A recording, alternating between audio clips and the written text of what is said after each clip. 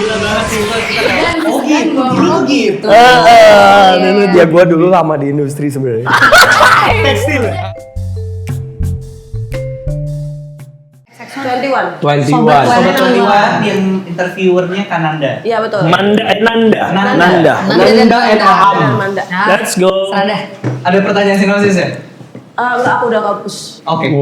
Sinopsis apa aja yang jawab? Gak ada mas. Udah dihapus mas. Izin mic-nya tapi boleh ditaruh. Izin. Jangan jadi Andri. Ini Semua orang ada waktunya di sini ya. Tolong ya. ampun bang. Aku tahu kamu mempesona tapi jangan. Jangan digitu-gituin mbak. Oh jangan gitu, malah seneng ya dia. Kamera roll. And Hai Sobat 21, aku Randa, senang banget kita di Snapchat akan ngobrol sama cast dari film Monster Pabrik Rambut. Sama sekali. Apa kabar teman-teman? Baik. Nanda gimana kabarnya? Alhamdulillah baik. Baik. Gimana dari pagi promo ya?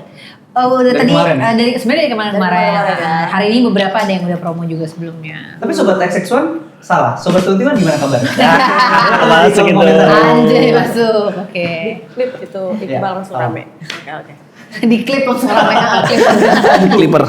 Tapi kalian terakhir syutingnya tuh kapan sih, boleh ceritain nggak sih? Kita tuh syuting film ini sebenarnya di bulan Oktober November 2024. Jadi udah hampir 2 tahun yang lalu. Sampai Film Desember ini. 2024. Desember kan? Kayak nggak nyampe udah nyampe. Ayo, ribut dulu silakan ya. Siapa nih yang benar?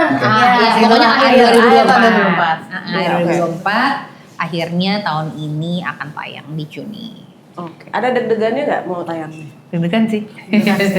Apalagi maksudnya pertama kali bisa seproject sama Sal dan Kev ya. Itu dia. Dengan sensasi Tapi kamu nggak lihat aku dari tadi gini? Di situ. Di situ. Gara-gara kakek.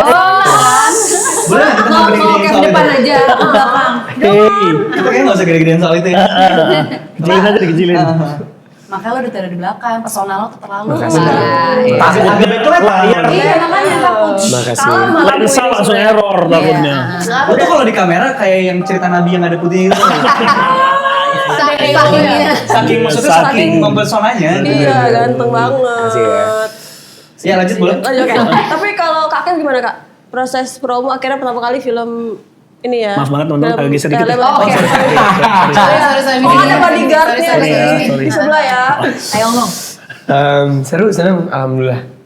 Excited karena ini yang pertama. Yes. Film Udah, pertama. gitu doang sih. Gitu doang ya kak? Iya, cukup. Agak panjang dong kak, jadi Oke, kita bisa nge-clip. sebenarnya ini kan film pertama aku kak, jadi semua yang dilakukan untuk promo, proses syuting, semuanya sangat-sangat apa?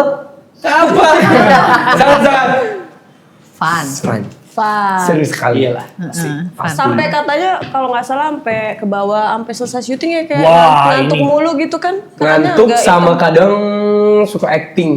Oh, suka keluar acting. Gimana tuh? Ya kan banyak latihan Ke acting. bawah aktor. Iya. Ke bawah aktor. Tiba-tiba lagi ngobrol apa dialog di film dikeluarin. Keluar. Kadang beberapa adegan juga keluar juga tuh. Bola mata Lagi kamu.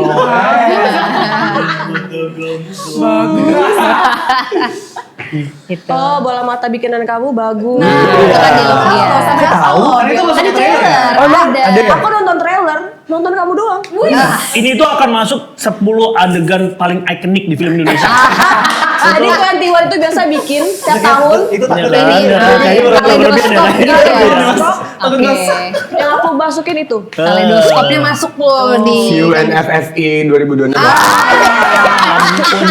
Ampun. Reza Radian juga takut ini mah. Ampun. Wow. Tapi kalau kalian yang lain gimana? Momen-momen apa yang kayak akhirnya ini kan film menarik ya, maksudnya secara storyline menarik, kayak plotnya menarik gitu, terus kayak Monster Pabrik Rambut gitu. Pabrik Rambut tuh juga baru diangkat nih kayaknya di film ini gitu. Apa yang menarik menurut kalian? Ya prosesnya ya, maksudnya ini ya buat selain Kev ya, buat kami semua juga menarik gitu dan fun ya karena itu produksinya beneran ya preparationnya juga matang, terus produk secara production desainnya juga ya ya film ini kan juga kita ngambil lokasi di PFN di mana ya satu gedung PFN tuh beneran dijadikan pabrik gitu, beneran dari lantai 1 sampai atas gitu. Jadi ya buat kita yang main, ya buat aktor gitu ya, kita tuh selalu seneng gitu kalau terlibat di satu project yang wah dunianya beneran dibangun nih gitu. Jadi ya kita tuh datang ya dengan emang beneran kita percaya ini tuh pabriknya gitu. Terus ya apalagi dengan ada monsternya yang nanti teman-teman lihat sendiri seperti apa. Itu sih. Yang lain gimana? Mungkin temanya juga ya.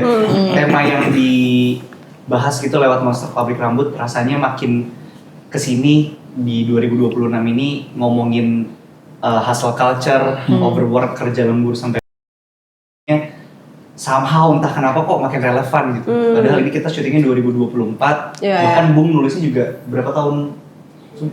Cukup lama. 2022 akhir gitu. Jadi apa yang ditulis di 4 tahun lalu kok makin kesini rasanya semakin relevan ya, dan kita excited sih. Menurut kami itu menarik banget ketika kami bisa menyanyikan sebuah hal yang tanpa ada niatan tertentu, kami emang pengen berkarya aja, tapi kok ternyata situasi dan kondisinya sangat relate ya dengan apa yang terjadi di hari ini. Gak cuma di Indonesia gitu, di Eropa pun saat kami kemarin ke Berlinale, penontonnya juga bisa merasakan hal yang sama apa yang dikritisi di film ini tuh, mereka juga, iya kita juga kayak gitu di sini. Berarti kan ini terjadi secara global gitu ya, dengan kondisi semuanya lagi kayak gini tuh, ternyata filmnya sangat-sangat relate di bagian itu. Ternyata masalah global ya ini. Ternyata dan lain-lain. Yang lain mau nambahin kan? Kalau aku excited karena kemarin tuh kerja sama orang-orang yang emang apa ya, senior di bidangnya gitu, head of departemennya semua tuh they know what they're doing gitu, dari wardrobe-nya Kamuti, DOP-nya Akiko dari Jepang, terus ditulis sama Bung Eka ceritanya gitu. Dan benar ketika kita datang ke set tuh kita merasa kita masuk ke dunia ini, kayak hal-hal kecil misalnya kayak di baju kita tuh kayak ada bordiran nama karakter, dan itu memberikan rasa kayak oh emang gue udah pernah dan udah sering pakai baju ini, dan sense of belonging-nya tuh ada banget gitu. Sangat membantu sih untuk kita. Asal mau nambahin lagi? Wah, aku udah terjawab dari semuanya tadi ya. Kayaknya merangkum apa yang mau aku juga sampaikan sih. Oh, tadi pada udah nyimpen ya, tapi ternyata udah sampai. Ternyata udah ya. Berarti besok-besok kita mulai dari Saul. Tapi tadi menarik, Iqbal nyebut kalau ternyata ini adalah masalah yang di Eropa pun ngerasain. Betul. Tapi ada nggak sih kayak komentar, pertanyaan yang ternyata kalian nggak expect juga ternyata di Eropa seperti ini nih gitu? Ada nggak kayak insight baru mungkin dari pertanyaan atau diskusi ya di sana? Mungkin tentang penggambaran situasi pabrik yang pasti punya perbedaan standar prosedur ya kalau di Indonesia ataupun di belahan dunia lain gitu. Bahwa ya apa yang digambarkan di sini kan memang konteksnya pabrik rambut dan prostetik di Indonesia lah ya. Maksudnya kita nggak sebut spesifik di kota mana gitu, tapi bagaimana akhirnya sih standar-standar tersebut itu mungkin jadi bahan diskusi juga untuk para penonton yang dari luar Indonesia gitu, kayak apakah ini penggambaran situasi di semua pabrik di Indonesia? Ya nggak juga, jawaban ini kan fiktif, maksudnya ini sebuah penggambaran aja gitu, tapi kurang lebih poin besarnya yang ingin digambarkan ya itu tadi, bahwa apa yang terjadi di dalam pabrik ini tuh horor banget, bahkan lebih horor daripada film horornya itu sendiri gitu. Situasi dan kondisinya tuh udah terlalu mencekam sampai diem aja ngelihat pabriknya aja nanti ketika nonton ya itu udah menjadi sebuah hal yang menyeramkan gitu sih. Tapi trailernya juga udah creepy banget sih. Kayak gitu ya? Atmosfernya tuh kayak ini ada orang hidup loh di dalam sini, tapi kayak nggak ini aja. Aneh ya tempatnya. Iya aneh. Iya. Aneh sih. Iya. Tapi menarik karena ini dibuild semua ya. Sedetail itu, seberapa detail sih? Kecuali PFN-nya ya kan dari tahun Udah aja. Kita bangun dari awal. Kira-kira. Tapi bahkan bukan hanya soal misalnya apa set yang terjadi ya, bahkan sampai baunya tuh, bau pabriknya tuh terasa karena kan itu kan urusannya sama kimia gitu ya. Tapi kan kita juga nggak terpikir gitu, maksudnya sebagai pemain kayak bahkan sampai baunya tuh dengan semua zat kimia yang ada di sana dalam proses pembuatan apa prostetik yang hadir di sana gitu tuh beneran kami bisa rasakan. Itu sih yang apa cukup luar biasa ya. dari situasinya gitu. Bahkan gue ingat banget ada detail-detail yang sebenarnya mungkin belum tentu akan keluar di screen ya. Gue nggak ingat sih itu keluar apa enggak. Tapi itu yang tadi Ute bilang, karena mungkin yang tergabung di project ini adalah orang-orang yang sangat passionate di bidangnya. Kita ingat banget kita tuh menemukan satu kayak semacam flyer yang kayaknya nggak keluar di film. Itu flyer pabrik tapi tahun 80-an. Wow. Dan itu tuh kita menemukan di ruangannya departemen artistik gitu yang kayak kok mereka ada ya mungkin itu akan muncul di screen mungkin hanya bagi cuma titik dan tumpukan gitu, tapi ya itu tuh jadi sesuatu yang nggak bisa diremehin karena buat kita yang kerja, maksudnya kita yang mencoba masuk ke karakter orang-orang ini, ya kita percaya bahwa pabrik itu ada gitu. Dan kalian emang kerja di sana. Dan kita emang bekerja di sana gitu. Plus yang luar biasa juga bukan cuma persoalan detail-detail apa yang terjadi di pabrik ya, bahkan monsternya itu kita bisa lihat bentuknya di saat-saat di set karena praktikal efek yang dihadirkan sama produksinya tuh bukan nggak banyak sih ya gimana sih? Itu salah satu yang paling menarik juga benar. Sangat minim penggunaan CGI atau green screen di film ini gitu, dimana mungkin kalau kita ngomongin film horor Indonesia semakin canggih, teknologi juga semakin advance gitu ya, sangat mudah sekali untuk, saya nggak mau bilang ya mungkin memanipulasi kali bahasanya ya, tapi memanipulasi gambar atau adegan gitu dengan hal-hal seperti itu. Tapi dari awal justru Bung Edwin sebagai director memang sudah punya visi yang clear bahwa oke, ini memang saya terinspirasi dari film-film yang menemani Bung Edwin dalam bertumbuh menjadi seorang seniman gitu ya, dari 80-an, 90-an, film-film horor yang memang banyak sekali menggunakan practical effect. Jadi kita tidak perlu membayangkan monsternya itu seram, karena memang kita bisa melihat monsternya itu seram banget di depan kita dan memang bisa dipegang dan segala macam gitu.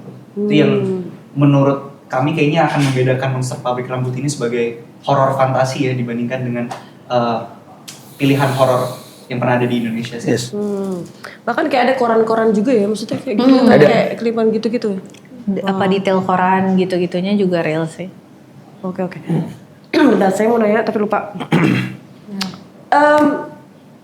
Take your time. Tapi kalian ini nggak sempat ada workshop nggak sih belajar beneran di pabrik? Ada. Rambut ini? Soalnya kayaknya detail banget ya. Aku sama Sel sebagai pekerja kan di situ. Iya. Jadi kita ada 1 hari atau 2 hari ya? 1 hari. 2 hari.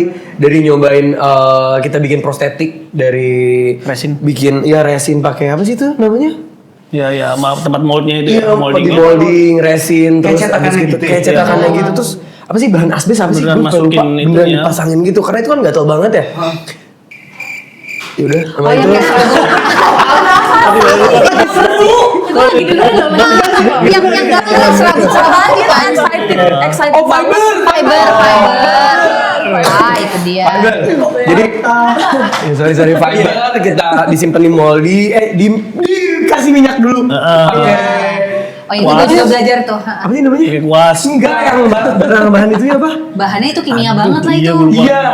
Pokoknya ada pelumasnya dulu, terus habis gitu kita tempel si fibernya, baru kasih resin, dan langsung jadi. Ternyata sebentar banget ya. Bener. Cuma sebentar jadi, terus habis gitu kita bikin si kepala ini tapi yang dari busa, yang cuma nyampur doang. Berarti ada yang dari busa, tapi ada yang betul. Tapi justru saat workshop itu kami jadi mengerti kenapa itu sangat membahayakan ketika lo sedang sangat lelah bekerja. Dan kenapa itu sangat horor banget situasinya gitu.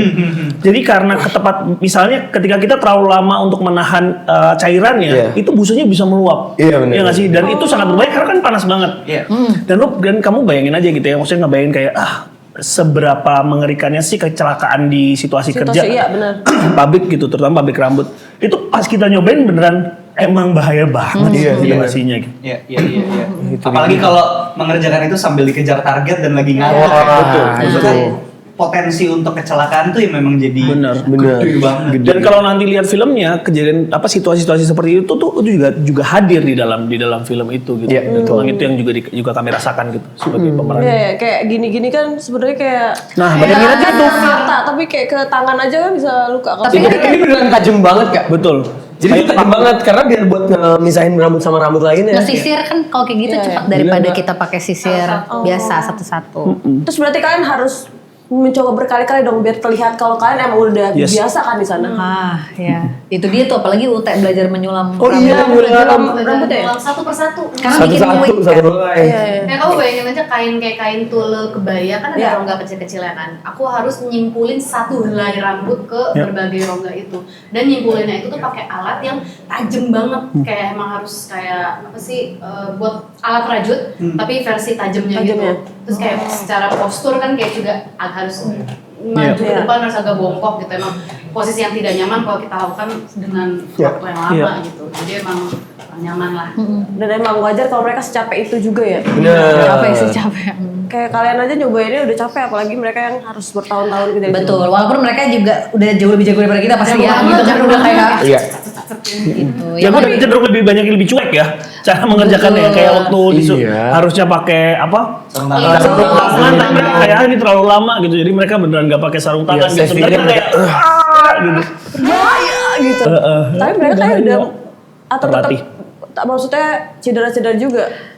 Nah itu aku lupa deh kita sempat nanya kita belum nggak sempat nanya sih pada saat itu gitu. Tapi justru kan mungkin itu yang juga salah satu hal yang kayaknya film ini ngomongin ya kayak tentang ya kayaknya kita semua kayak kebanyakan dari kita juga sudah mulai menormalisasikan atau mengkompromikan safety gitu dalam kerja ya karena memang ya hidup sekarang ini tuh menuntut banyak sekali ya harga semakin mahal, ekonomi semakin sulit dan sebagainya kayaknya tuh akhirnya banyak orang yang ya udahlah gitu kayak kerja mau lembur sampai malam kurang tidur Demi kejar target. tapi demi kejar target dan dapat tambahan gitu. Nah, tapi kan ada hal-hal yang kita korbankan yang kayaknya kok selama ini dianggap biasa-biasa aja ya. Kayak mengesampingkan resiko mereka juga, padahal berbahaya. Saya lupa sebenarnya. Iya. Sebelumnya harusnya saya masukin popcorn ya buat kalian. Oh, Oh, popcorn. gitu. Yeay, popcorn. Kan terlalu asik ya. Ada Butter nggak? popcorn. Butter, satu butter, satu manis. Banyak. Popcorn di Terus kayak bensin gitu ya. Iya. Dia sampai kayak di barbecue gitu. Ini apa ya? Gue juga suka. Ini butter nih butter. bisa dimakan beneran kan? Ini bukan props Gue kan? mau manis. Aku juga suka butter sih. Weh. Oh, masih di plaster. Itu apa? Bata. Batak. Ini boleh kita makan nih, Mas? Iya benar. Buat dimakan. Ini ada nggak kopi gula aren ya apa? Kopi Pandan. susu. Oh, punya pas. Lima punya pas kopi pandan. Japati. Japati ada nggak? Japatinya ada nggak kak? Kak, tahu giok oma ada nggak kak? Oma giok. Apa? Oma giok. Oma giok. Tahu oma giok kak? Nice. Nice. Oke. Ada yang mau nambahin lagi? Kita malah. Ya, makanya itu. Oke. Nah, tapi kalau ngomongin monster tadi yang dibahas, monsternya tuh wujudnya gimana sih? Maksudnya kayak aku penasaran kayak bisa nggak kalian menjelaskan sedikit tapi tanpa spoiler? Monsternya monster rambut. Ya, bayangin mau Ada mukanya. Itu dia. Ada nggak ya? Soalnya aku di trailer ada sih, maksudnya kayak gitu-gitu kan yang lewat-lewat doang. Tapi kan kayak nggak pernah diliatin mukanya kan. Nah itu harus nonton. Bener. Soalnya kalau kita taruh di Tapi trailer ada kan ketahuan. Iya bener. Tapi ada mukanya. Pertanyaannya. Bukan cuma muka. Iya, Lebih dari ada. muka, lebih dari Ada muka. macam-macam. Tapi dari muka. Monsternya tuh dia punya bentuk sih. ada bentuknya. Monsternya tuh punya bentuk yang Lucu. bisa dideskripsikan nanti ya mungkin setelah orang nonton ya. Lucu. Benar. Jadi dia emang si monsternya itu hidup dari apa yang dikerjakan sama para pekerja di pabriknya gitu. Makanya spesifik ngomonginnya di monster pabrik rambut kan. Karena mungkin kalau di pabrik sepatu dia nggak bisa jadi monster. Bisa aja sih monster sepatu. sepatu. Iya jadi sol, jadi banyaknya sol. Kalau ini kan banyaknya Monster tapi rambut. isinya kaki. Iya. Monster kaki. Bau gitu kan. Sikil. Sorry. Iya. Sorry banget nih. Justru yang menarik adalah bagaimana bisa si monster tuh jadi bentuk yang nanti akan kalian lihat di Iya. film itu tuh. iya. Proses itu yang menurut Menarik. aku Prosesnya. menurut aku harus disaksikan Proses. sendiri Ya. karena buat aku tuh journey-nya di situ dari saat nontonnya. Bagaimana sih si monster ini akhirnya jadi punya bentuk? Dia akhirnya Jadi bisa terlihat di dia film ini. nggak langsung muncul Oh, dalam iya. wujudnya. Penasaran ya? Di situ. Jangan lupa nonton Monster Pabrik Rambut. Belum. Call to action belum ya? Oh sorry. Itu enak banget bridging bener. Apa tutup ada ya? Karakter Bona juga menarik banget ya. Iya. Tanya mas. Tanya. Aku mau nanya sih, Gua kayaknya lupa tadi kakak saya. Kita ingetin. Salah satu karena udah baca pertanyaan ya sebenarnya kalian ya. Tapi bener karakter Wona menarik kan di sini. Selain Parah nih. Pegang Parah si nih, monster parah. itu kayak harus make up 2 jam juga ya kan. Kayak apa Susah. yang akhirnya jadi challenge juga buat jadi karakter Bona ya? Kayaknya kalau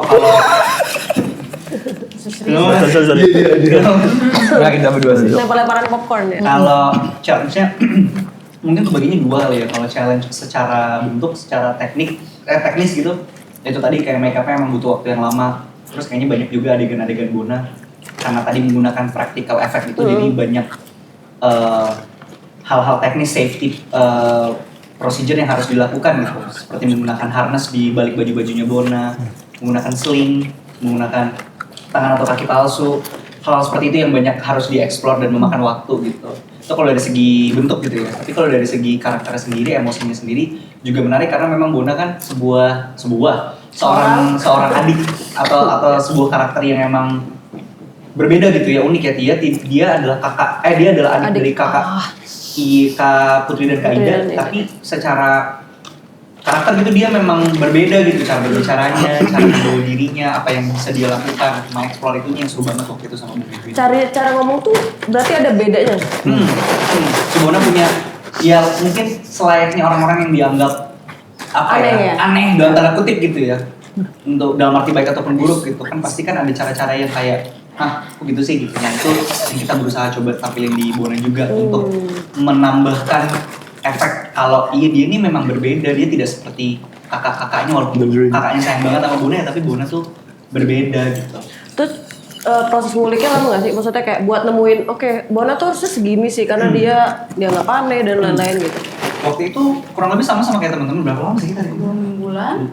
Sebulan 2 bulan gitu ya. Bukan lebih lah. Sebulan lebih itu. Nah selain itu juga kalau mungkin untuk karakter yang kumainin si Bona ini juga banyak workshop si teknisnya itu ya, karena selain harus fokus mencari karakter itu, tapi ternyata sangat-sangat berpengaruh beradegan dengan perintilan itu ya, tangan kaki palsu, prostetik, sling dan lain-lain itu sangat berpengaruh. Dan prostetik itu kaki dan tangan ya? Atau Iya, ada kaki, ada tangan, sampai badan juga. Oh, badan juga ada. Tapi Hmm. kamu harus kayak pakai prostetik, tapi kayak misalnya kayak terlempar lah, gitu ya. Dan Fisik gitu kan? sebagainya. Macam-macam sih. Memang Oke. berusaha menunjukkan sisi unik dan keajaiban dari universe-nya Monster Pabrik Rambut ini sedikit banyak memang lewat karakter Bona sih. Berarti gestur juga akhirnya ngaruh kayak Pasti mau nggak mau, maksudnya tanpa dibuat pun pasti cara berjalan dan lain-lainnya akan berbeda karena memang sulit karena menggunakan tambahan-tambahan itu tadi kan. Oke, makin penasaran ya jadinya. Nonton nggak belum? Oh, baru tadi saya mau masuk lagi. Tapi buat fans lo yang biasa nonton lo ganteng, keren, bener. imut gitu, gimana menurut lo kayak dia akan menyaksikan lo dalam bentuk Reaksi mereka. cacahan itu? Dia udah jadi sound effect. Justru kalau saya sendiri maksudnya excited untuk paling ngobrol sama audiens saya pribadi gitu, kayak untuk nunjukin bahwa eksplorasi saya sebagai aktor gitu justru di sini ditampilkan dan mungkin tidak seperti apa yang biasanya diperlihatkan, tapi justru itu yang menariknya gitu kalau buat saya gitu, karena akhirnya si karakter Bona ini juga mendukung jalan cerita si kakak-kakaknya ini dalam menginvestigasi kira-kira sebenarnya apa sih yang terjadi di dalam pabrik ini, kok orang-orang akhirnya pada janggal-janggal banget sih. Nah itu yang akhirnya saya justru excited untuk ngasih lihat. Bona ini tapi kerja juga di pabrik rambut ya? Nongkrong. kerja nggak ya? Nongkrong. Nonton tanggal 4 Juni 2026. Benar, berarti kalau kita udah gak punya jawabannya nonton. Oke. Yaudah, kita lagi cut aja. Tapi yang lain gimana? Maksudnya kayak Bona tuh kan ada fisik juga kan yang jadi challenge. Kalau kalian berarti lebih ke emosional ya? Soalnya ada juga gak sih? Sama. Intinya ini pertama kali pengalaman syuting aku yang ya bekerja dengan stan gitu ya. Sebelumnya aku mainnya nggak pernah terlibat dalam proses yang seperti ini gitu. Jadi sama sih sebenarnya kurang lebih, walaupun tidak seberat apa yang dirasakan oleh Bona, tapi itu juga aku rasakan di dalam filmnya. Gitu. Kak Kev menurut aku yang ini pengalaman syutingnya aku selama denger kerja orang syuting nggak pernah denger nih.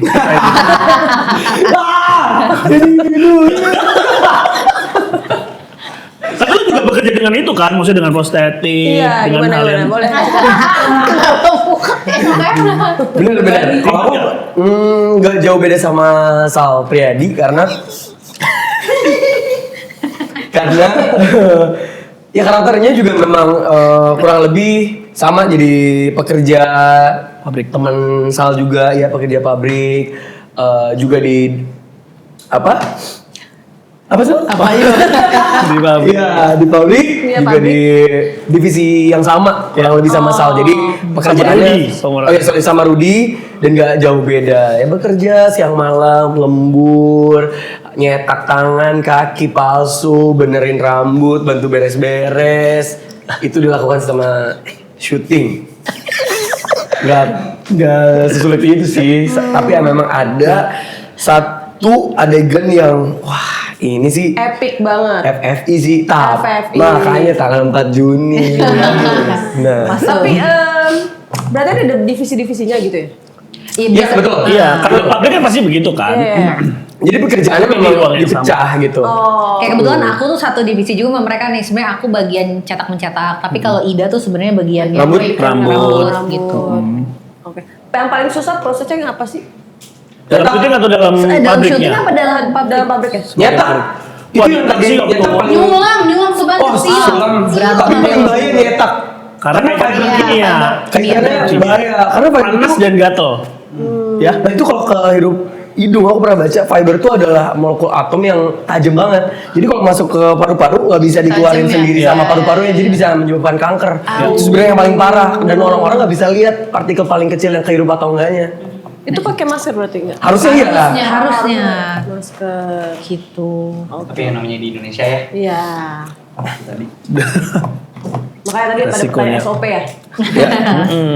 Kalau mana gimana? Maksudnya kalau ngomongin challenge Iya, mungkin kurang lebih sama kayak teman-teman. Cuman kebetulan memang aku tidak ada, aku nggak ada scene yang memerlukan prostetik gitu. Cuman ya lebih ke ya stamina, Mata sampai merah juga ya, kalau nggak salah. Bener, aku tahu. Iritasi, mata iritasi lebih karena ya itu kan kita setnya di pabrik yang sebenarnya udah dibersihin tapi habis itu didebuin lagi. Nah kebetulan memang karena karakterku tuh sebenarnya pakai kontak lens di sini sebenarnya mungkin nggak terlalu kelihatan ya, tapi ya ini Bung Edwin tuh lebar ya. Bung Edwin tuh sebenarnya ya beliau kan juga cukup detail kayak untuk dalam meng-create karakternya. Jadi kayak dia tuh pengen si Putri ini tuh di bagian buletan item mata kita nih, dia tuh pengen diameternya lebih nambah, tapi bukan kayak pakai kontak lens yang kayak anime Jepang itu enggak, itu kan gede banget gitu. Nah ini tuh kayak nambah berapa diameternya, nambah berapa senti sehingga mungkin kayak ngasih kesan kalau misalnya lagi shotnya cukup deket tuh kayak sebenarnya bukan cuma Putri ya, karena ini kayaknya salah satu mood sepanjang film, kayak orang tuh ngeliatnya kayak apa yang aneh ya, tapi kayaknya nggak ada apa-apa sih gitu, cuma kayak ada yang janggal aja sama mukanya orang ini gitu, tapi dari mana ya gitu. Nah itu kan salah satu kayaknya feelings yang yang memang ditampilin di sini gitu. Gitu. Nah gara-gara karena pakai itu 2 minggu, iya 2 minggu, pas masuk 2 minggu 3 minggu syuting baru mulai kok merah ya gitu. Jadi pas libur harus copot. Kalau dibalik nih, Kananda sendiri maksudnya tentang Monster Pabrik Rambut, apa yang Kananda paling excited untuk lihat di film ini gitu? Sebagai cinephile ya? Oh enggak sih. Bener Sebagai penonton film. Sebagai yang kerja di bioskop. Iya. Monsternya sih sebenarnya. Mana sama monster ya? Sama maksudnya aku kalau lihat trailernya beda juga kan treatmentnya. Ada narasinya. Kapan terakhir kalian nonton trailer ada voice over? Udah lama deh kayaknya, lama banget. Ya makanya itu menjadi menarik gitu loh. Maksudnya kayak pengen tahu sebenarnya apa sih yang janggal di pabrik rambut ini gitu. Sebenarnya whole movie-nya tuh penasaran sih. Gitu. Kayak menarik aja buat kita nggak tahu. Maksudnya pabrik banyak, tapi pabrik rambut tuh kayak nggak top of mind nggak sih gitu. Jarang terbahas juga. Iya, maksudnya kayak penasaran juga, makanya kayak ada caranya aja gitu-gitu. Lebih itunya penasaran juga sih. Mau tahu jawabannya? Jangan lupa untuk subscribe. Udah banyak nih udah.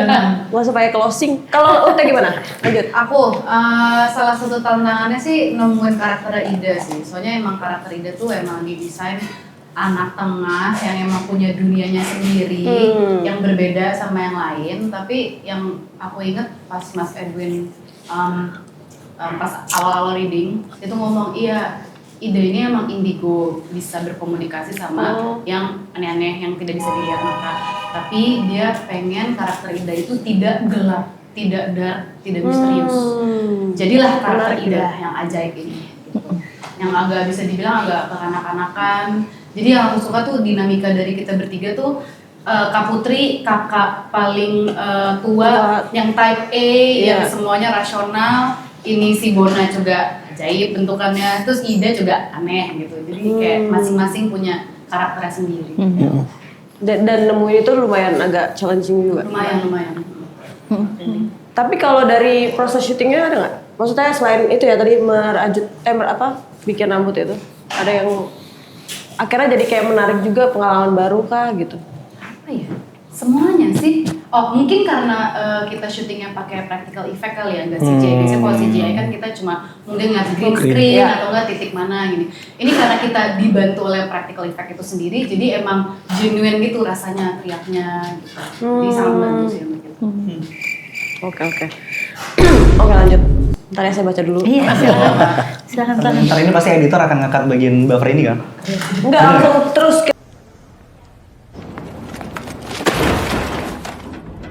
Kita terus di. Oh jadi emang konsepnya raw gitu ya? Oke. Jadi kelihatan saya nggak nyiapin ya. Ya kita promo yuk. Oh ya, aku sebenarnya penasaran sama Kak Kev nih. Dari bukan bioskop ke bioskop. Asik. Masuk dia. Masuk dia. Judul artikel banget itu. Ya kan? Dari bukan bioskop Kayak kenapa akhirnya debutnya di film ini?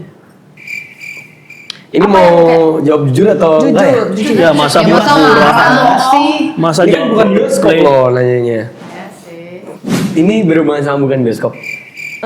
Enggak. Oh ya udah. Maksudnya- Kirain tadi mau disambungin. Boleh.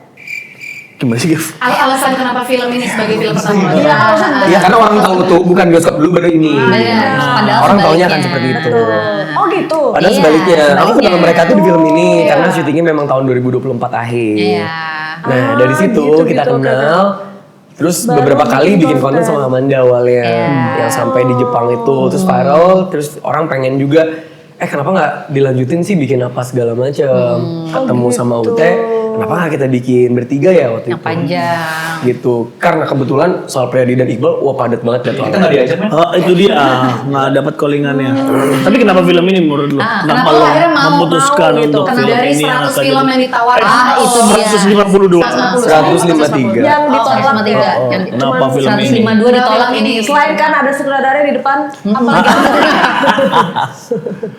Itu memang yang pertama. Nggak ada yang- Ya dari pertama dikasih cerita udah sangat-sangat tertarik karena wah ini jarang banget gitu.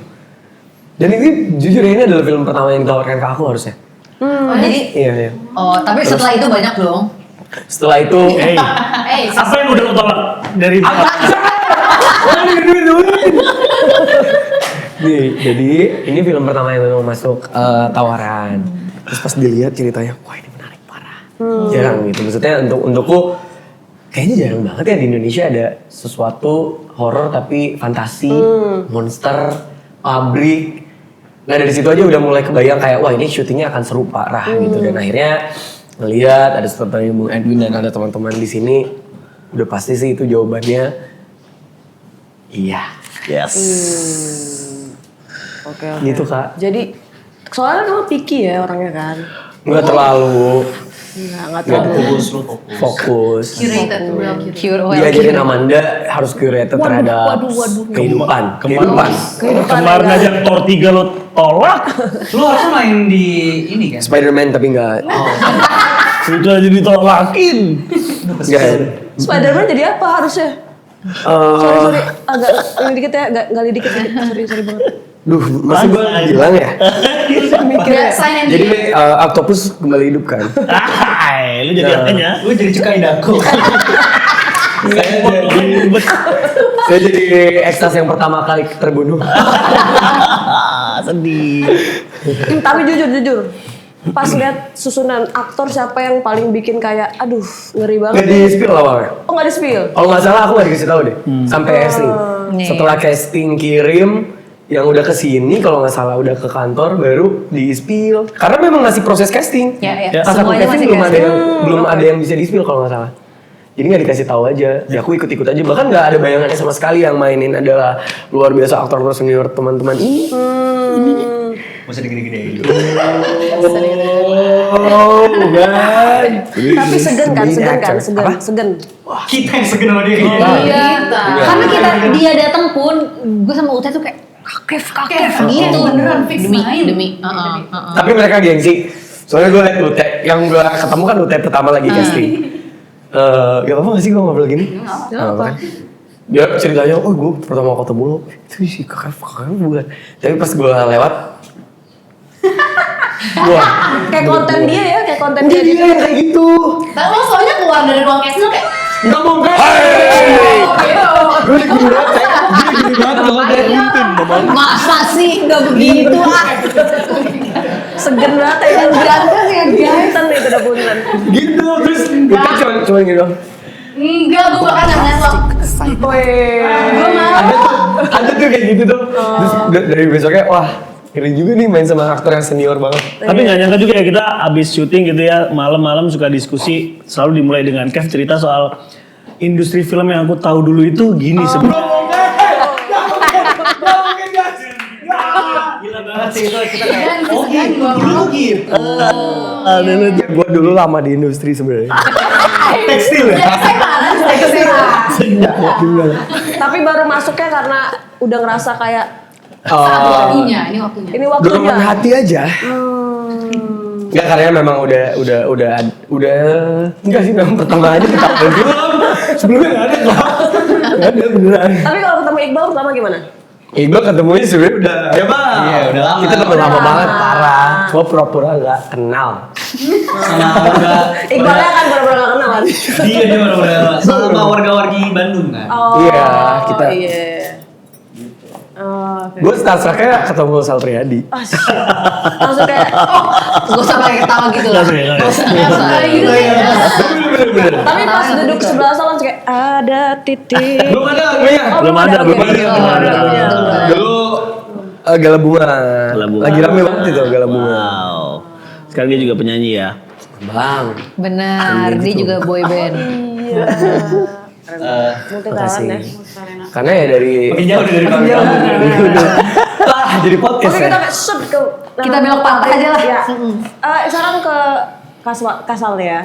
Kan ada lagu Yes. Kepala Pundak. Kepala Pundak Kerja Lagi. Yes. Enak Itu banget lagunya. kepikirannya kenapa kepala itu kan dari kepala pundak lutut kaki yang kita Iya. tahu itu ya Lagu anak kan kita udah kenal lagu gitu ya anak, sejak terus lama. kayak harusnya menyenangkan ya. Tapi ini jadi kayak jadi creepy banget. Iya. Idenya gimana sih, Kak? Iya, pertama kali tuh memang terjadi semua itu terjadi di lokasi syuting. Ada satu adegan lah kira-kira yang peran yang aku perankan ini ada satu adegan diminta untuk bernyanyi sepotong lagu lah sambil bermain gitar. Lalu adegan itu terjadi, terus Bung Edwin datang dan ngomong bahwa kayaknya seru deh, lucu deh kalau lagu ini kita rilisin resmi dan beneran gitu. Nah disitulah memang diuji sebagai seorang penulis lagu. Tapi kira-kira pengalaman itu jadi pengalaman yang menarik karena ini pertama kalinya buat aku juga untuk merespon tema yang seperti ini gitu ya, tema kerja lembur, tema soal pekerja, terutama memotret pekerja itu yang terbayang oleh aku. Aku nambahin. Ya. Aku jadi saksi di green room di lorong tiba-tiba ke belakang bawa gitar gini-gini nyanyi sambil terus tulis Ya. jadi beneran.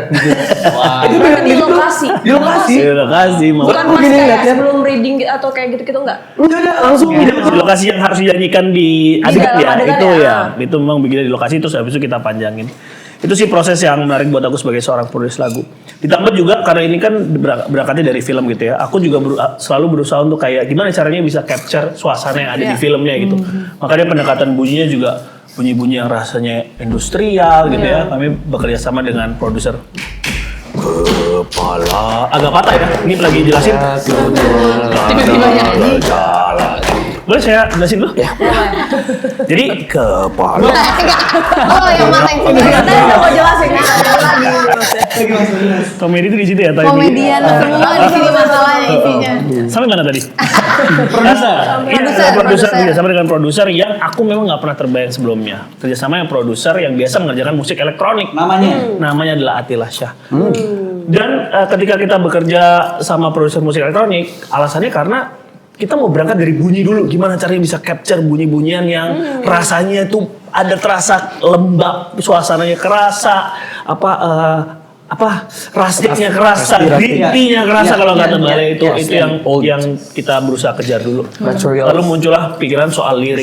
Sorry bang. Kepala pundak kerja lagi karena di situ memang yang kita lihat adalah banyak kepala, ada pundak, tangan, potongan pundak dan kita semuanya kerja lagi. Jadi aku rasa itu sesuatu yang tepat untuk bisa jadi gagasan utama dalam lagu ini. Keren, tapi keren banget sih. Tapi keren banget. Itu keren. Berapa lama Kak itu bikin yang buat adegan itu aja ya? That's easy.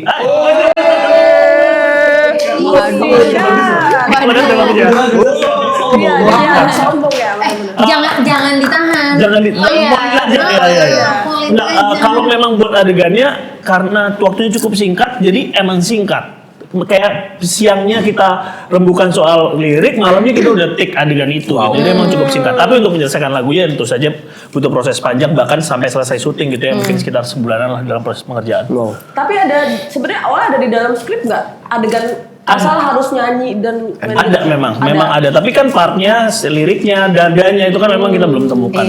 Iya. Ditambah juga kalau di dalam filmnya lagu nggak cuma misalnya lagu aku ya, tapi ada Mars yang orang-orang buru-buru pabrik nyanyikan gitu ya. Itu juga jadi bagian dari referensi dan inspirasi lagunya gitu. Kita berusaha untuk match sama suasana itu. Itu kira-kira Marsnya juga baru dibikin buat Marsnya memang ada di. Marsnya udah dibikin sebelumnya ya, sebelum kita syuting. Udah dibikin. Udah ada. Dan sudah ada, terus aku berusaha untuk kayak apa ya kira-kira yang bisa kita ambil dari situ gitu. Makanya kayak awal tuh terdengar seperti orang marching gitu ya, dengan suara derap kaki. Itu yang aku ambil dari sana gitu. Oh, gitu sih. Derap kaki. Tapi keren banget sih, tapi aku penasaran, maksudnya kayak pas denger itu penasaran mau tahu ini prosesnya gitu loh. Yes, itu kira-kira yang terjadi ya. Gitu. Nanti di saat premier kita juga akan membawakan lagu itu ya. Jadi kita mudah-mudahan teman-teman bisa datang. Datang nggak ada yang belum? Nah, belum. Nggak ada undangannya. Nah, oke. Karena waktu udah 30 menit ya. Aku ada pertanyaan. Tadi ini kan film tentang overwork kan. Kalau misalnya di realita, di antara kalian berlima siapa yang potensial untuk overwork dan harus banget diingetin, ayo istirahat. Iqbal Kev. Kev, nih, gue langsung menuju gini sih, nggak mentok. Mukanya kok gitu banget ya. Mukanya kayak kucing. Aku lah orang. Dia ketahuan basah. Iya, kenapa? Dia. Lo akui lah, lo juga mengakui kan tapi kan. Kayaknya lo yang paling susah berhenti. Tapi gue nggak tahu ya apakah ini universal experience apa enggak. Cuma gue bicara dari point of view pribadi. Gue tuh sampai di titik kalau gue lagi dapat hari kosong, hari libur, lalu gue bisa beristirahat, gue merasa bersalah. Sama sih kalau itu ya, gue juga. Bukan jahat, jadi jahat kan buat kita sebenarnya. Itu jahat sama diri sendiri gitu, Iya. zalim sama diri sendiri gitu, karena saking mungkin itu tadi ya kayak Toxic productivity bro. mungkin itu akhirnya. Gue nggak tahu kalian merasakan hal yang sama juga apa enggak, cuma gue ngerasa kayak ini saat gue lagi beristirahat ini harusnya gue bisa lebih produktif dan mengerjakan hal yang lain nih, harusnya bisa tim tetap mengerjakan apa atau gue tetap bisa berida apa, paling nggak tetap harus ada yang jalan bahkan ketika kitanya lagi diam gitu. Nah, itu lumayan realisasi gue yang kayak ini kayaknya maksudnya kita gue sih kayak sudah sangat menormalisasi Overwork sendiri ya. bahwa istirahat itu tidak menjadi bagian dari pekerjaannya itu sendiri gitu, malah sebuah apa ya, curi-curi waktu yang harusnya nggak lo lakukan gitu. Kalau lo bisa nggak istirahat, harusnya lo nggak istirahat sih. Iya, buat gue valid juga sih, Bay, karena walaupun ya misalnya lo di film, lo juga di musik gitu ya, lo juga di film gitu. Yang gue bayangkan juga pas tadi kita ngobrol-ngobrol soal kerja gitu ya. Ini tuh pasti akan terasa dan relevansinya ke begitu banyak orang gitu ya. Gak cuma soal buruh pabrik gitu yang kerja di pabrik, tapi sama orang-orang misalnya bekerja di dunia kreatif atau bahkan di luar itu. Aku tadi membayangkan soal kalau orang udah punya ambisi gitu ya. Kadang-kadang bagaimana dia mencapai ambisi itu tuh suka melakukan sesuatu yang bahkan lo sampai buta atas kemampuan diri lu sebenarnya gitu. Jadi lo melakukan sesuatu yang di luar kemampuan lo, di luar kapasitas lo gitu. Itu makanya muncul overwork lah, muncul semua situasi itu gitu. Dan tuh ketika aku nonton filmnya kemarin tergambar situasi itu dan itu yang justru menjadi monster yang paling menyeramkan, bakal lebih menyeramkan dari film horor gitu. Tapi di satu sisi juga kita bukannya nyalahin tentang orang yang overwork juga, karena memang sistemnya udah kayak gitu gitu kan. Jadi kayak ini bukan salah tentang ya udah berarti lo yang tinggal harus ngerem dong, enggak gitu. Karena seperti yang di trailer kata Ida, yang nggak semua orang punya pilihan. Mungkin mayoritas dari kita tuh justru mah nggak punya pilihan, apalagi ya hidup di, ya maksudnya dengan punya kebutuhan hidup yang harus dipenuhi dan sebagainya. Nah akhirnya jadi ya udah kayak kita ngomongin bagian itunya. Ya, bahkan pilihan itu kalau orang ada pilihan tuh sebenarnya privilege. Betul. Iya. Betul. Berarti kalian tersindir juga dong dengan maksudnya apa yang disampaikan di film ini juga, maksudnya kayaknya gue terlalu overwork juga deh gitu. Ada nggak sih kayak gitu-gitu pas? Iya ada refleksi ke diri sih pasti. Ada renungan gitu ya, refleksi. Yang mana itu sebuah hal yang baik ya kalau kita mengerjakan sesuatu terus akhirnya jadi bikin kita lebih baik juga gitu. Kayak punya momen-momen ngelihat kayak, wait, ini kayaknya ngomongin gue juga deh. Kayak jangan-jangan gue bagian dari sistem yang problematik ini gitu kalau gue terus melakukan ini. Tapi selain ini bisa dibilang kayak kalau di film itu tidur adalah hak asasi manusia gitu. Selain tidur, menurut kalian apalagi yang jadi hak asasi manusia sebagai kerja ya di luar sana siapapun ya, kayak libur, cuti gitu ya. Iya dong. Upah yang layak. Upah yang layak. Upah bener sih. Upah waktu istirahat yang layak. Sama mungkin ini juga ya, yaitu apa standar safety mungkin ya apalagi kan beberapa atau banyak pekerjaan dari kita juga sebenarnya resikonya besar gitu. Nah itu tuh kayaknya berarti kan di pekerjaan itu sebenarnya safety tuh sesuatu yang harusnya sangat diperhatikan. Cuti melahirkan juga itu dia. Apalagi di pabrik. Nah, ibu dan ayahnya harus dapat cuti. Ayah juga karena harus nemenin istri. Betul. Ya memanusiakan manusia, memposisikan diri kita mungkin kalau menjadi pekerja di sektor yang lain, apakah kita mau diperlakukan seperti itu gitu. Oke. Terima kasih banyak. Terima kasih Kang Kita mau ajakin kalian semua untuk jangan lupa berbondong-bondong ke bioskop nonton film Monster Pabrik Rambut tanggal 4 Juni 2026 di seluruh bioskop yang ada di Indonesia. BX Tanggal 21 seluruh Indonesia.